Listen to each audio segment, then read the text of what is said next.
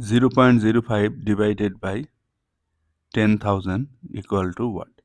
Here 10,000 is a divisor.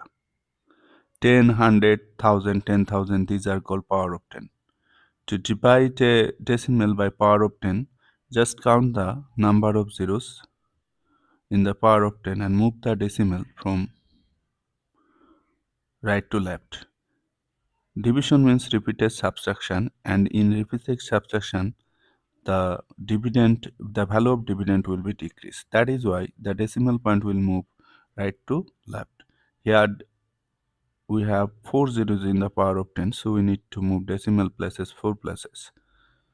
1 place, placeholder 0 2 place, placeholder 0 3 place, placeholder 0 4 place. Here 40 we have moved decimal point 4 places. 1 2 3 4 here.